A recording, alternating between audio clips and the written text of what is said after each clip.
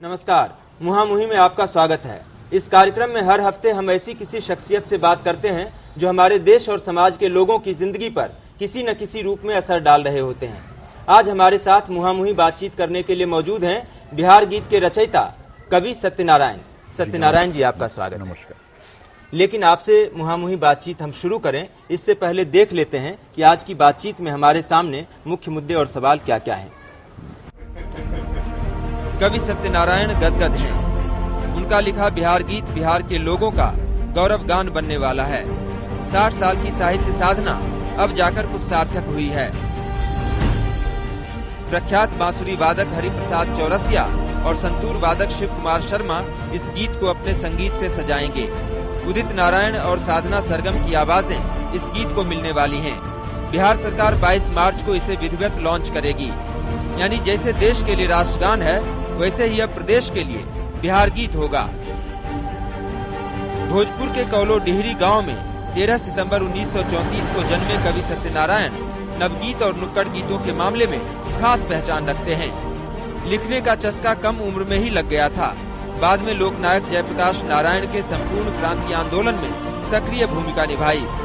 उनकी प्रमुख कृतियों में तुम ना नहीं कह सकते, टूटते जलबिंब, सभाध्यक्ष हंस रहा है और सुने प्रजाजन की चर्चा करना जरूरी है। कई पुरस्कार भी मिले, लेकिन अब उनका जिक्र बेमानी होगा क्योंकि बिहार गीत के रचनाकार को इतिहास पुरस्कारों की वजह से तो नहीं जानेगा। सुरताल से सुसज्जित होकर बिहार गीत कैसा लगेगा, इसे लेकर जहां जनता में उत्सुकता है वहीं इसे लेकर कई तरह के सवाल और बवाल भी हैं, जिन पर कवि सत्यनारायण का पक्ष लोगों के सामने आना जरूरी है। विवादों पर मुहामुही बातचीत के अलावा खुद उनके कंठ से पूरा बिहार गीत सुनेंगे। साथ ही वो चंद सवाल हर बार की तरह जिनके जवाब उनसे हम हाँ या नहीं मिलेंगे, क्योंकि कुछ मुकाम ऐसे होते हैं जिन तक पहुंचने के लिए बीच का कोई रास्ता नहीं होता। सत्यनारायण जी, आज इस खुले में हम बातचीत कर रहे हैं, इसलिए खुली बातचीत करेंगे। बिल्कुल नेचुरल माहौल है। हाँ, और एकदम अनौपचारिक। जी, हवा भी चल रही है और लोगों के आने जाने का शोर भी सुनाई दे रहा है। थोड़ा बहुत तो इस खुले में हम खुली बातचीत करेंगे। नहीं, एकदम खुली। आपका जीवन संघर्षों की एक कहानी है। 77-78 साल की उम्र में अब आपको जाकर कुछ ऐसा मिला है जिस पर शायद आप फख्र कर सकते हैं। आपका लिखा हुआ बिहार गीत कुछ ही दिनों में जनता के बीच संगीत से सुसज्जित होकर आने वाला है। कितनी उत्सुकता से आप इस घड़ी का इंतजार कर रहे हैं? ऐसा है भाई कि इसका मैं इंतजार कर रहा था। उत्सुकता और तब बढ़ गई जब मैं 2 महीने पहले सड़क दुर्घटना का शिकार हुआ और फीमर की हड्डी टूट गई और मुझको लगने लगा, डॉक्टर ने कहा कि इसमें 2-3 महीने लग जाएंगे कि भाई ऐसे मौके पर हुआ है। तो मैं मन ही मन ये मना रहा था कि कम से कम उस दिन हम शामिल हो सकें जिस दिन ये पुरस्कार या सम्मान दिया जाएगा। मैं 50-55 साल, तकरीबन 60 साल से लिख रहा हूँ और छंद की कविताएं भी लिखता हूँ।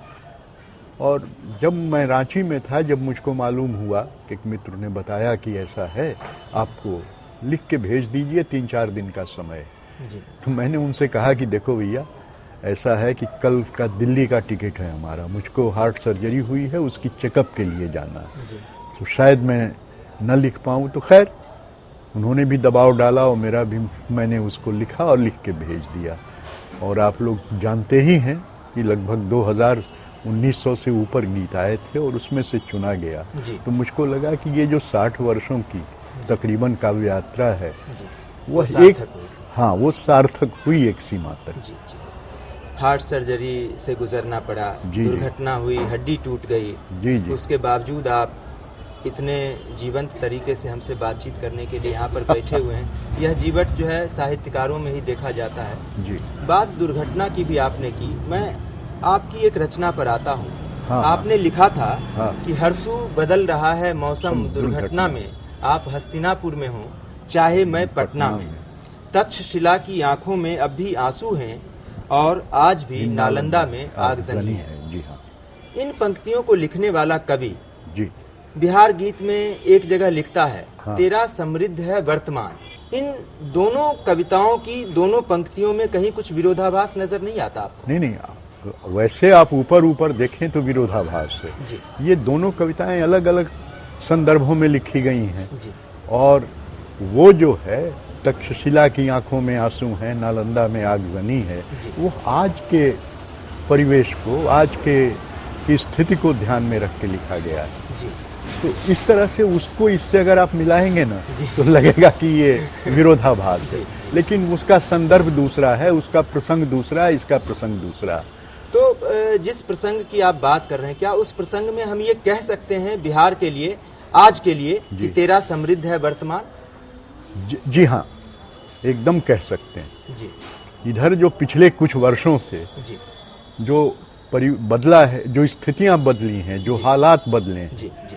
उसमें हम ये कह सकते हैं, और जो शिक्षा के स्तर पर, चिकित्सा के स्तर पर और फिर ये सड़क निर्माण, पुल निर्माण, इसके स्तर पर जो हुआ है वह मेरे ध्यान में था और मैंने कहा कि तेरा समृद्ध है वर्तमान। जी। जी। जी। बस इतने ही, मतलब ऐसा नहीं है कि सब कुछ बदल गया, लेकिन जी। बदल रहा है और सकारात्मक ढंग से बदल रहा है। जी।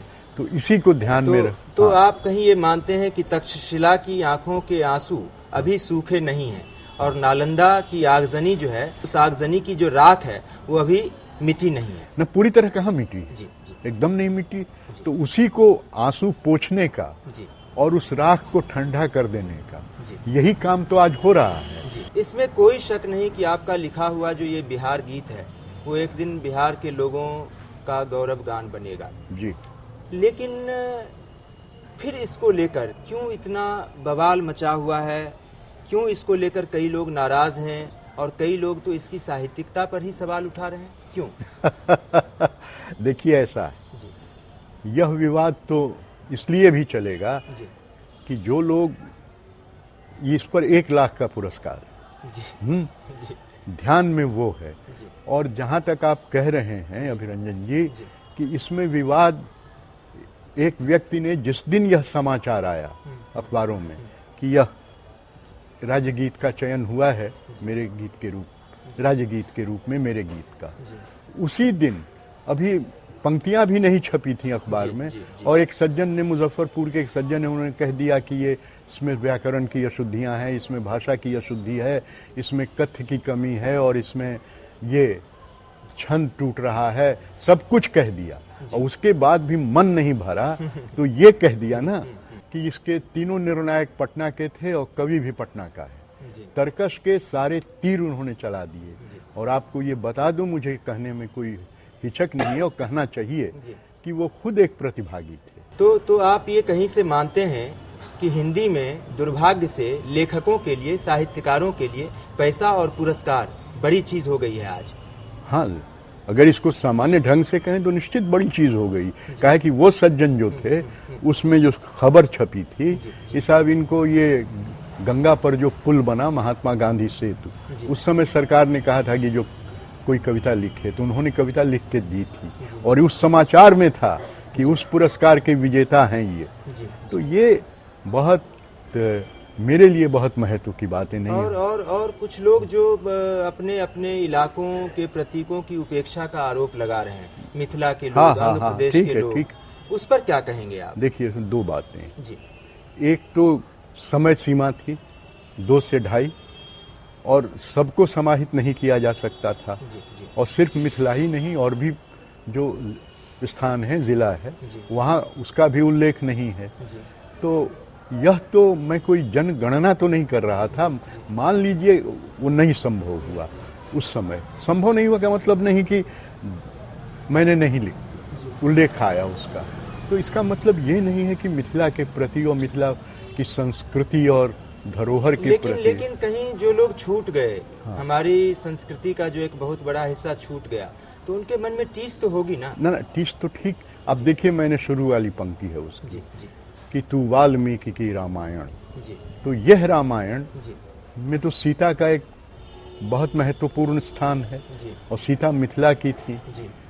तो यह सारी चीजें जो हैं, और देखिए दूसरी बात मैं स्पष्ट कहना चाहता हूँ, जो हमारा राष्ट्रगीत है उसमें जो प्रदेशों के नाम लिए गए या राज्यों के, उसमें तो पूरी हिंदी पट्टी छूटी हुई। बिहार छूटा हुआ है, उत्तर प्रदेश छूटा हुआ है, छत्तीसगढ़ राजस्थान, मध्य प्रदेश, ये तमाम छूटे हुए हैं। तो ठीक है, होता है, आप उसको देखें जो है। छूट गया हो तो छूट गया, वह कहीं से गलत है, छंद कहीं से टूटा हुआ है। 50 वर्षों से ज्यादा से लिख रहा हूं और वो व्यक्ति कहता है कि छंद टूटा हुआ है, भाषा गलत है। मुझे लगता है कि आपकी तरफ से जवाब तो मिल गया है, क्योंकि जो इलाके छूटे हैं और जो नाम भी छूटे हैं, चाहे वो सीता मैया हो या जगत गुरु शंकराचार्य से शास्त्रार्थ करने वाली भारती मिश्र हो या चाणक्य हो या आर्यभट्ट हो, वो सब लोग भी छूट गए। देश रत्न राजेंद्र प्रसाद छूट गए। और जिस संपूर्ण क्रांति आंदोलन से आप निकले उन जयप्रकाश नारायण का नाम भी छूट गया। देखिए, मुझको तो नाम गिनाना नहीं, जी जी जी, इसमें नामों की गिनती नहीं करनी थी। वो जो हमारी धरोहर है, जो हमारा, देखिए पहले में बिहार का अतीत है जी, पहले और दूसरे में जी, और फिर वर्तमान है और भविष्य के लिए एक संकल्प है, ये चीजें उसमें हैं। तो अब सबको समाहित, ठीक है। अरे जयप्रकाश आंदोलन की में मैं भी था, और मैं उसी की देन हूं, एक कवि के रूप में एक हद तक।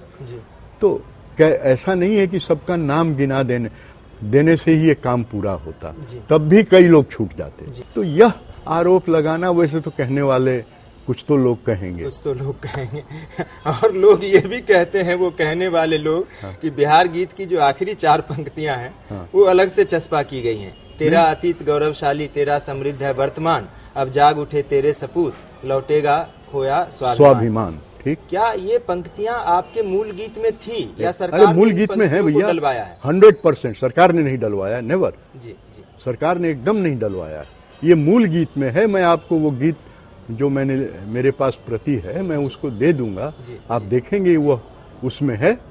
अंतिम ये अलग से नहीं हुआ, ये कैसे आपको संदेह हो? पंक्तियां उस मूल गीत में थी, एकदम मूल गीत में हैं। गौरवशाली, तेरा समृद्ध है वर्तमान, अब जाग उठे तेरे सपूत, लौटेगा खोया स्वाभिमान। तो क्या लगता है आपको, बिहार का स्वाभिमान किस दौर में खो गया? देखिए, बिहार का स्वाभिमान स्वतंत्रता के बाद धीरे धीरे कम हो गया। स्वतंत्रता से पहले, स्वतंत्रता आंदोलन के दिनों में बिहार की अस्मिता और बिहार की पहचान थी। धीरे धीरे ये खो गया। तो इसी से मेरा आशय है कि तो डॉक्टर श्री कृष्ण सिंह से लेकर कर्पूरी ठाकुर तक के दौर में बिहार का स्वाभिमान खो गया, और नीतीश कुमार जी के दौर में अब जाग उठे तेरे सपूत। लोग सवाल तो करेंगे ना? ना करे, सवाल करें, सवाल करने की सबको छूट है, लेकिन सवाल है, नीतीश कुमार ने तो इसको मुद्दा बनाया है ना, विकास के नाम पर, कि हमको अपना स्वाभिमान लौटाना है। नीतीश जी ने इसको मुद्दा बनाया है, और वो इसमें सक्रिय भी हैं, इस तरफ से बहुत गंभीरता से इस पर सोच रहे हैं, काम कर रहे हैं। तो अगर हमने लिख दिया कि तेरा समृद्ध है वर्तमान, अब जाग उठे तेरे सपूत, तो जागरण की बात तो हो ही रही है। और पहले जो बिहार सिंड्रोम था, बिहारी कहना अपने को अपमानजनक हम लोग महसूस करते थे। जो लोग जानते थे कि बिहारी कह रहा है, बिहारी कहना अपने आप को किस दौर में अपमानजनक हुआ? क्या आजादी के तत्काल बाद से ऐसा था लंबे समय तक, या ये लालू जी की सरकार के दौरान उन 15 सालों में हुआ? क्या देखिए, लालू जी की सरकार के दौरान यह हुआ, और सबसे ज्यादा हुआ। और बिहार सिंड्रोम करके एक चला था, आपको भी याद होगा। जी। तो ये बिहार को इस तरह से बदनाम करना, तो आप सीधा सीधा क्यों नहीं कहते कि लालू जी के दौर में बिहार का स्वाभिमान खोया, जो नीतीश जी के दौर में लौट रहा है? देखिए, ये बहुत ही पॉलिटिकल स्टेटमेंट हो जाएगा। और मैं इसमें पढ़ना, जो स्थिति है 15 वर्ष पहले जो था, या जिस 15 वर्ष की आपने बात की, मैंने उसकी बात की, और अभी जो स्थिति ये 7-8 वर्षों से है, उसकी मैंने बात की। किसी का नाम लेके कहना कि उनमें ऐसा हुआ, इनमें ऐसा हुआ, ये मुझको बहुत उचित नहीं लगा। नहीं, ठीक है। और बिहार गीत को लेकर जितने विवाद और बवाल खड़े किए गए, सरकार के लोगों का और चयन समिति के लोगों का भी कुछ रोल आपको लगता है क्या? भी मुझको तो इसका पता नहीं, मैं अनुमान से क्या कहूँ। और सवाल है अभिरंजन जी के विवाद जिसको आप कह रहे हैं, दो ही प्रकार के विवाद हुए ना। एक तो उस सज्जन ने, एक आदमी ने किया कि सब कुछ गलत है इसमें, और दूसरे वो जो हमारे मिथिलावासी मित्र हैं, उन्होंने उनको कहीं से पीड़ा पहुंची। तो यही 2 ही बातें मुख्य रूप से। तीसरी बात तो मुझको, तो फिर क्या ऐसा कोई तरीका नहीं हो सकता था कि गीत तो आपकी चुन ही ली गई। हाँ। अब उसमें कुछ संशोधन कर दिया जाता ताकि मिथिला के लोगों की भी मुराद पूरी हो जाती, अंग क्षेत्र नहीं, के ठीक बजिका कह रहे क्षेत्र हैं के आप। लोगों की भी मुराद लेकिन पूरी हो जाती। यह तो मुझ पर निर्भर नहीं न करता है। जी, जी। अगर सरकार के सामने सारी बातें थी, सरकार चाहती तो उसमें संशोधन किया जा सकता तो सरकार अगर अब आपसे कहे कि उसमें इस तरह के कुछ संशोधन कर दीजिए ताकि मिथिला, अंग, बज्जिका तमाम क्षेत्रों के जो लोग हैं, हाँ, हाँ। उन लोगों की शिकायतें दूर हो जाएं, तो ऐसा करने के लिए आप तैयार हैं? नहीं, देखिए, इसमें जब ये प्रपोजल आएगा उस वक्त हम सोच के बात करेंगे। चयन समिति में अरुण कमल भी थे। अरुण कमल बिहार के बहुत ही कद्दावर हाँ, और बहुत ही बड़े कवि हैं। अच्छा। इस बात में कहीं कोई दो राय नहीं। हाँ, हाँ। उनसे मैंने फोन पर बात की। हाँ। मैंने उनसे पूछा कि क्या कवि सत्यनारायण के बिहार गीत को आप लोगों ने फाइनल किया था? तो उन्होंने कहा कि आप HRD सेक्रेटरी से पूछिए। हाँ। मुझे इस चीज का जवाब उनसे नहीं मिला। इस चीज का जवाब मैं आपसे चाहता हूं कि अरुण कमल सीधा सीधा क्यों नहीं कह देते कि हाँ, सत्यनारायण जी के बिहार गीत को हमने और चयन समिति के दूसरे सदस्यों ने फाइनल किया था। तो देखिए कि इसको दूसरे सदस्यों ने और अरुण कमल जी ने फाइनल किया था। इसमें कहीं से आपको याद होगा कि जो आया समाचार कि इसमें सबकी सहमति से इसका चयन हुआ था। तो अरुण जी ने क्या क्या कहना चाहिए उनको, क्या नहीं कहना चाहिए, ये तो उन पर निर्भर करता है। तो अरुण जी कैसे इन्वॉल्व नहीं थे इसमें?